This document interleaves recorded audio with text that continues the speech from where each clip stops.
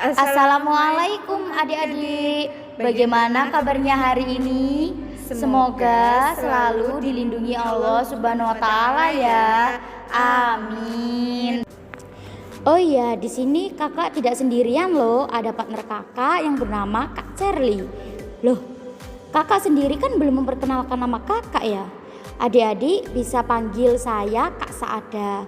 Nah, di podcast hari ini kita akan membahas tentang ciri-ciri benda. Kak Cherly, ciri-ciri benda itu apa aja sih? Ciri-ciri benda itu ada dua, yaitu benda hidup dan benda mati.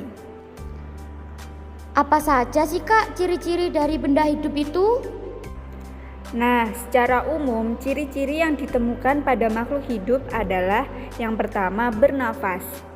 Bernafas adalah kegiatan mengambil udara dan mengeluarkan udara melalui alat pernafasan. Manusia sebagai makhluk hidup bernafas dengan paru-paru. Hewan bernafas dengan cara yang berbeda-beda. Hewan mamalia bernafas menggunakan paru-paru.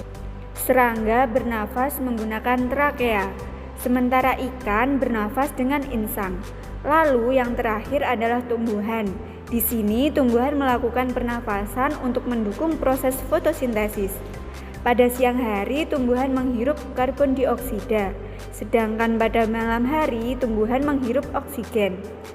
Nah, ciri-ciri benda hidup yang kedua akan dijelaskan oleh Kak Saada. Ciri-ciri benda hidup yang kedua yaitu makhluk hidup membutuhkan makanan. Makanan yang dikonsumsi makhluk hidup berguna sebagai penghasil energi dan mendukung perkembangan tubuh. Manusia sebagai makhluk hidup membutuhkan makanan-makanan yang bernutrisi. Adapun nutrisi yang diperlukan oleh manusia yaitu karbohidrat, protein, vitamin, mineral. Tanaman juga mengonsumsi makanan. Berbeda dengan manusia, tanaman hijau memproduksi makanannya sendiri. Melalui proses fotosintesis, ciri-ciri makhluk hidup yang ketiga adalah bergerak. Manusia sebagai makhluk hidup banyak bergerak, termasuk berjalan, menulis, berlari, dan sebagainya. Begitu pula dengan hewan yang berlari menuju mangsanya. Sementara tumbuhan tidak bergerak bebas seperti manusia dan hewan. Gerakan tumbuhan bisa dibilang terbatas. Ciri-ciri makhluk hidup dapat berkembang biak. Manusia berkembang biak secara generatif atau dengan cara perkawinan. Sementara itu, hewan berkembang biak dengan cara berbeda-beda. Ada mamalia yang berkembang biak dengan cara melahirkan, ada juga hewan yang berkembang biak dengan cara bertelur. Di sisi lain, tumbuhan berkembang biak dengan cara vegetatif atau generatif. Lalu, ciri-ciri benda hidup yang terakhir akan dijelaskan oleh Kak Cherly. Ciri-ciri benda hidup yang terakhir yaitu dapat tumbuh dan berkembang. Pertumbuhan makhluk hidup umumnya dipengaruhi oleh berbagai faktor, termasuk faktor genetik, hormon, hingga nutrisi. Manusia mengalami pertumbuhan dari bayi, anak-anak, remaja, dewasa, hingga menjadi lansia.